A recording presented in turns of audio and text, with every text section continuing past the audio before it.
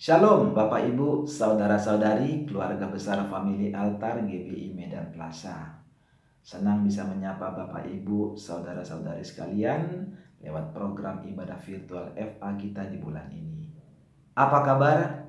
Semoga Bapak Ibu, Saudara-saudari sekalian selalu dalam keadaan yang sehat, tetap semangat, tetap menjalankan protokol kesehatan, dan tetap berpengharapan kepada Tuhan. Sebab Ia adalah gunung batu kita, panji-panji kita, kubu keselamatan kita, dan sumber pengharapan kita. Pada kesempatan ini, izinkan saya mewakili Departemen Family Altar GBI Medan Plaza menyampaikan rasa simpati kepada keluarga-keluarga yang mengalami kehilangan sejak awal masa pandemi hingga hari ini. Kiranya suatu hari nanti kita bisa berkumpul kembali bersama orang-orang yang kita kasihi di tempat yang Tuhan sudah sediakan bagi kita. Dan bagi kita yang Tuhan masih berikan kesempatan untuk menyelesaikan tugas dan tanggung jawab, ayo terus bergerak dan bekerja melayani Tuhan dalam bidang dan kehidupan yang Tuhan sudah percayakan kepada kita. Hidup adalah Kristus dan mati adalah keuntungan. Sebelum kita mulai sharing kita, mari kita angkat satu lagu pujian.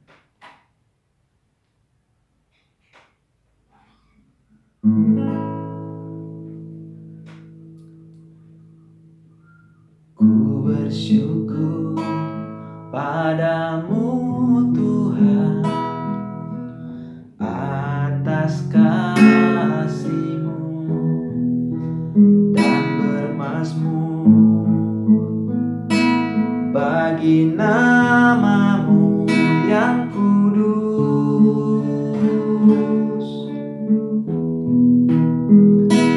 Sebab Engkau kebenaranku,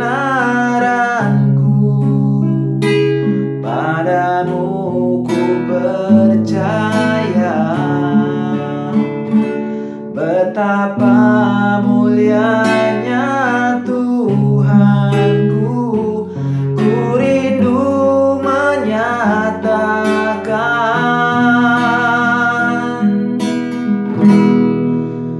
Tinggikan dirimu mengatasi langit, kebesaran-Mu Tuhan mengatasi bumi. Tinggikan dirimu mengatasi langit, kemuliaan-Mu Tuhan mengatasi bumi.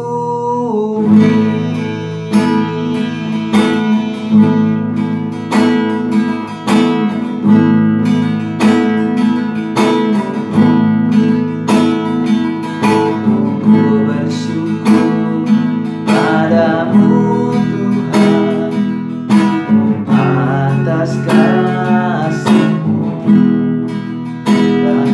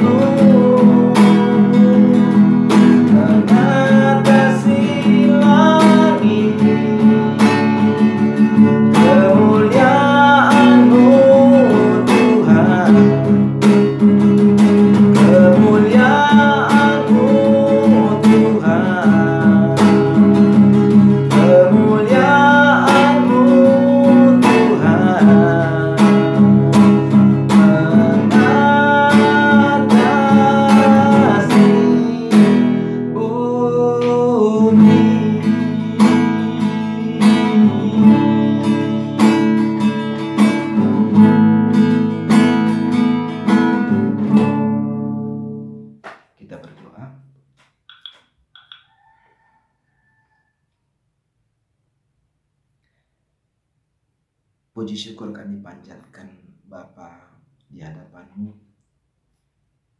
Kami bersyukur kepada-Mu Tuhan. Kami boleh kembali datang ke hadapan-Mu bersama-sama keluarga besar famili altar untuk beribadah kepada-Mu saat ini. Terima kasih Bapa buat kasih karunia dan anugerah-Mu yang berlimpah dalam hidup setiap kami. Sehingga kami Tuhan boleh menikmati kesehatan, kekuatan, pemeliharaan Tuhan selama masa pandemi ini hingga hari ini. Terima kasih Bapa. Terima kasih Tuhan. Bapa di surga, saat ini kami mau belajar Tuhan kebenaran firman-Mu, belajar untuk hidup benar di hadapan-Mu, supaya kami boleh menjadi pribadi-pribadi yang benar, yang menyembah-Mu dalam roh dan kebenaran. Urapi setiap kami, penuhi setiap kami dengan roh-Mu Bapa, yang menuntun kami dan mengajari kami, sehingga kami mengerti kebenaran firman-Mu. Terima kasih Bapa, terpujilah nama-Mu. Dalam nama Tuhan Yesus, kami berdoa mengucap syukur kepada-Mu. Yang siap mendengarkan firman Tuhan, sama-sama kita katakan amin.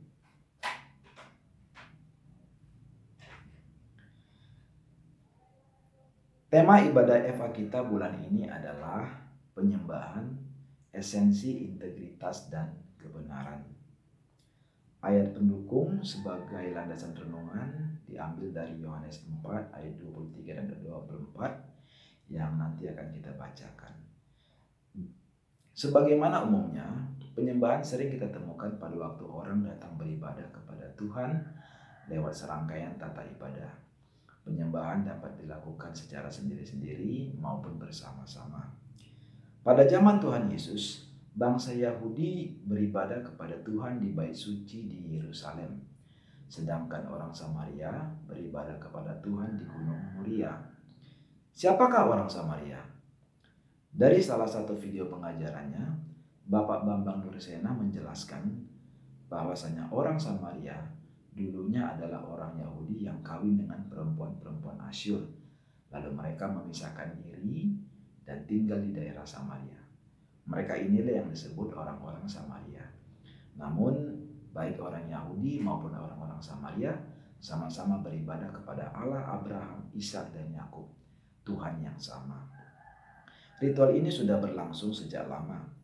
Namun pada ayat 23 ada yang menarik dalam pembicaraan Tuhan Yesus dengan seorang perempuan Samaria. Yohanes 4 ayat 23. Tetapi saatnya akan datang dan sudah tiba sekarang bahwa penyembah-penyembah benar akan menyembah Bapa dalam roh dan kebenaran. Sebab Bapa menghendaki penyembah-penyembah demikian. Hal ini menyiratkan penekanan utama ibadah yang dilakukan oleh orang-orang Israel dan orang-orang Samaria selama ini yang bersifat fisik seperti pembakaran ukupan dan korban bakaran akan bergeser kepada model ibadah yang berlandaskan hubungan pribadi dengan Tuhan. Selain itu, Tuhan Yesus juga menyampaikan bahwa tempat ibadah nantinya tidak lagi terpusat di Yerusalem. Yohanes 4 ayat 21.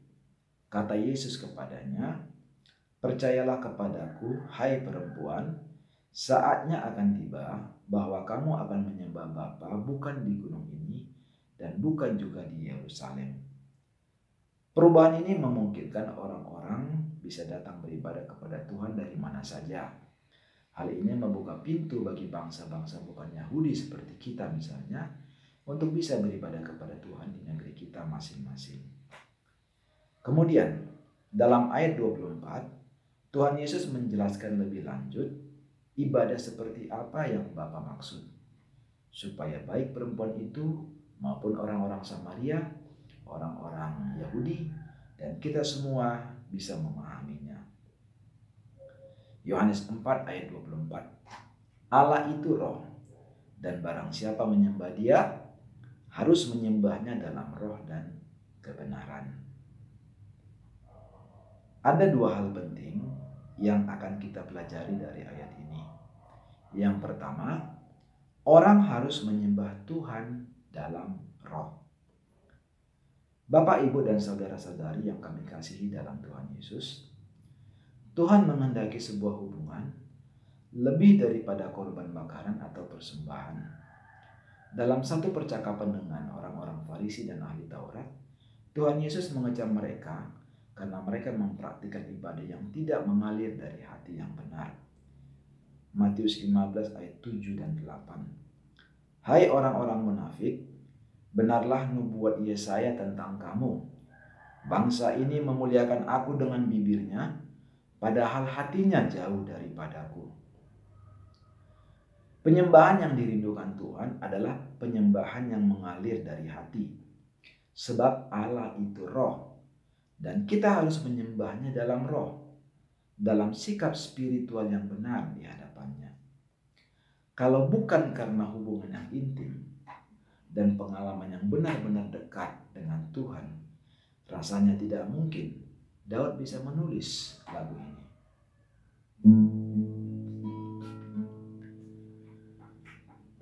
Lebih baik satu hari di pelataranmu daripada 1000 hari di tempat lain.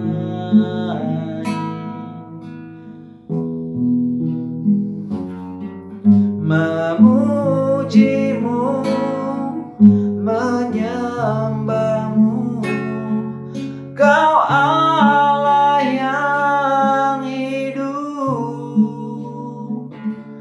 dan menikmati semua kemurahan-Mu.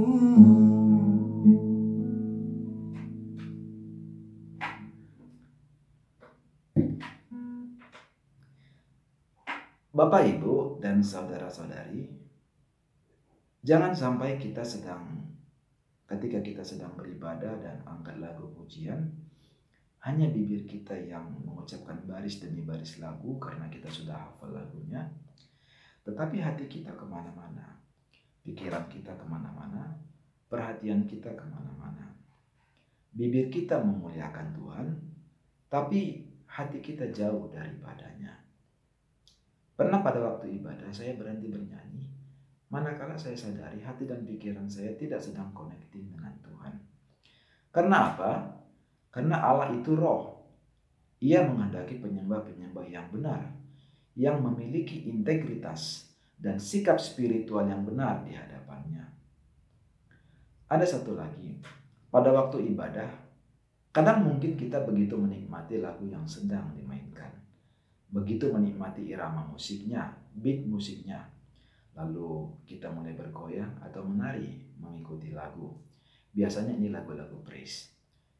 Tidak ada yang salah dengan tarian tersebut, sepanjang Bapak Ibu connecting dengan Tuhan, bukan karena musiknya.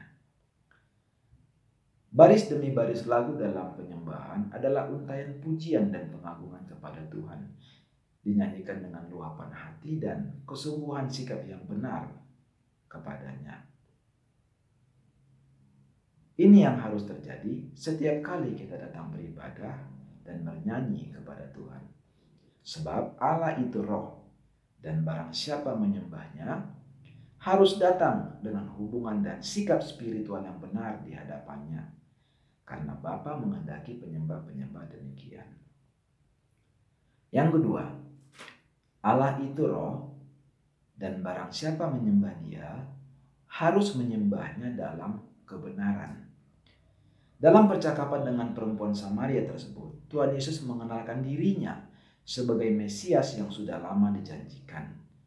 Yohanes 4 ayat 25 dan 26. Jawab perempuan itu kepadanya, "Aku tahu bahwa Mesias akan datang, yang disebut juga Kristus. Apabila Ia datang, Ia akan memberitakan segala sesuatu kepada kami." Kata Yesus kepadanya, "Akulah Dia yang sedang berkata-kata dengan engkau." Setelah percakapan itu, Tuhan Yesus mengungkapkan dirinya kepada murid-muridnya. Yohanes 14 ayat 6. Kata Yesus kepadanya, Akulah jalan dan kebenaran dan hidup. Tidak ada seorang pun yang datang kepada Bapa kalau tidak melalui aku. Bahkan ketika Tuhan Yesus menjanjikan Sang Penghibur, Ia menjelaskan tujuan kedatangan Roh Kudus tersebut. Yohanes 16 ayat 8-10. Dan kalau Ia datang, Ia akan menginsafkan dunia akan dosa, kebenaran, dan penghakiman. Akan dosa karena mereka tetap tidak percaya kepadaku. Akan kebenaran karena aku pergi kepada Bapa dan kamu tidak melihat aku lagi. Roh Kudus datang untuk menginsafkan dunia akan dosa, yaitu menolak Yesus sebagai Tuhan dan Juru Selamat, satu-satunya jalan keselamatan yang sudah disediakan Allah. Menolak Yesus adalah dosa. Menolak Yesus sama dengan menolak kebenaran. Seperti ayat tadi, barang siapa menyembah Dia harus menyembahnya dalam kebenaran. Kesimpulan yang kita dapat dari dua pelajaran ini, setiap orang yang menyembah Tuhan harus menyembahnya dalam hubungan pribadi yang benar dengan Tuhan, dan harus menyadari bahwa kita hanya bisa datang kepada Bapa lewat Mesias, Yesus Kristus, Sang Kebenaran. Sebagai renungan, kita bisa bandingkan dengan Yohanes 1 ayat 1 dan 14. Pada mulanya adalah Firman. Firman itu bersama-sama dengan Allah, dan Firman itu adalah Allah.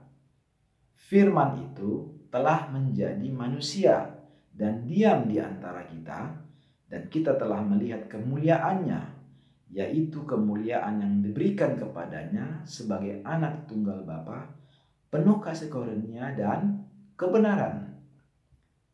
Ini adalah fondasi dasar yang harus dipahami betul oleh setiap orang yang mengaku Kristen. Karena kata Kristen berasal dari bahasa Inggris Christian, yang artinya pengikut Kristus. Kristus adalah kebenaran. Barang siapa yang datang menyembah Bapa harus menyembahnya dalam roh dan kebenaran. Dalam roh maksudnya dalam hubungan pribadi dan sikap spiritual yang benar dengannya. Dan dalam kebenaran maksudnya hanya dalam nama Yesus Kristus orang dibenarkan dan bisa datang kepada Bapa. Sebagai penutup, mari kita lihat seberapa pentingnya integritas dalam kehidupan yang benar di dalam Tuhan. Penyembahan tidak hanya terjadi sebatas di ruang ibadah. Paulus dalam suratnya kepada jemaat di Roma menuliskan seperti ini.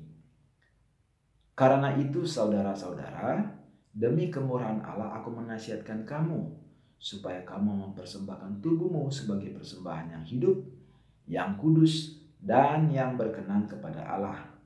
Itu adalah ibadahmu yang sejati. Roma 12 ayat 1.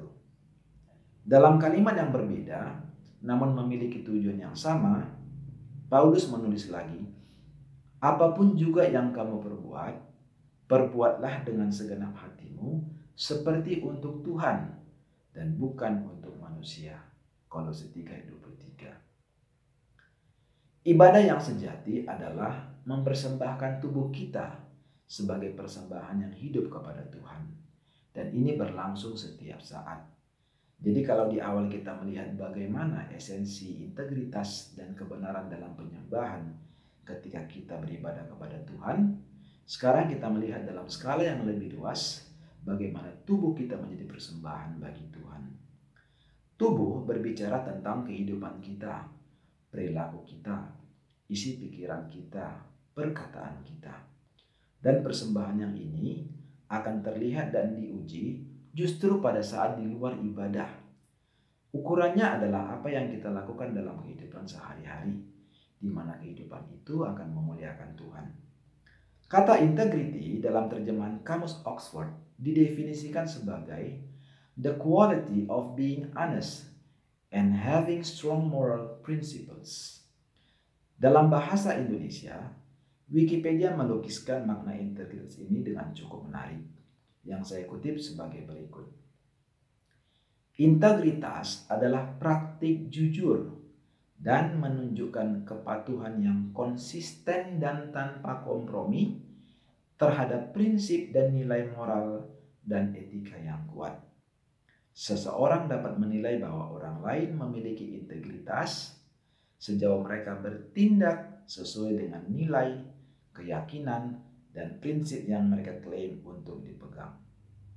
Pertanyaan: apakah nilai, keyakinan, dan prinsip yang dipegang oleh seorang Kristen? Ya, firman Tuhan, Alkitab. Sebagai seorang Kristen, kita harus memiliki integritas sesuai dengan nilai dan prinsip yang kita anut, ajaran yang kita pegang. Dan itu semua tidak boleh bertentangan dengan kebenaran-kebenaran yang Tuhan sudah nyatakan dalam firman-Nya. Dalam satu contoh kecil, Tuhan Yesus mengajarkan seperti ini. Jika ya, hendaklah kamu katakan ya. Jika tidak, hendaklah kamu katakan tidak. Apa yang lebih daripada itu berasal dari si jahat. Matius 5 ayat 37. Ini berbicara tentang menjadi pribadi yang jujur. Ibadah yang sejati kepada Tuhan menghendaki kita menjadi pribadi yang memiliki integritas, menjadi pribadi yang jujur, dan menjalankan nilai-nilai kebenaran sesuai dengan yang Tuhan ajarkan kepada kita. Misalnya dalam hal uang, dalam hal timbangan, dalam memperlakukan orang lain, menghormati hak-hak orang lain, dalam keluarga, dalam bermasyarakat, dalam berlalu lintas, dalam bekerja, dalam berusaha, dalam memperlakukan karyawan atau orang-orang yang bekerja untuk kita, dan masih banyak lagi.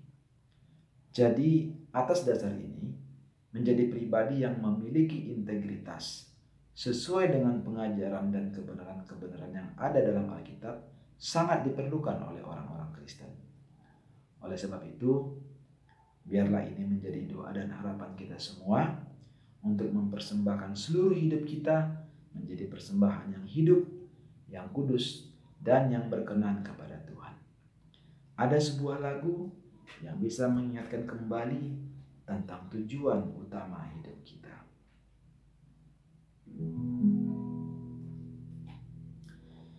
Hidup ini adalah kesempatan. Hidup ini untuk melayani Tuhan. Jangan sia-siakan waktu yang Tuhan beri. Hidup ini harus jadi berkat. Sekali lagi dari awal. Hidup ini adalah kesempatan. Hidup ini untuk melayani Tuhan. Jangan sia-siakan waktu yang Tuhan beri. Hidup ini harus jadi berkat. Oh Tuhan, pakailah hidupku selagi aku masih kuat. Bila saatnya nanti ku tak berdaya lagi, hidup ini sudah jadi berkat. Semoga hidup kita semua bisa menjadi berkat dan Tuhan pakai sesuai dengan rencana dan panggilannya.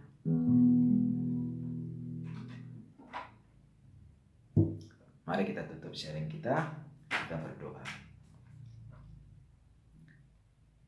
Terima kasih Bapa di surga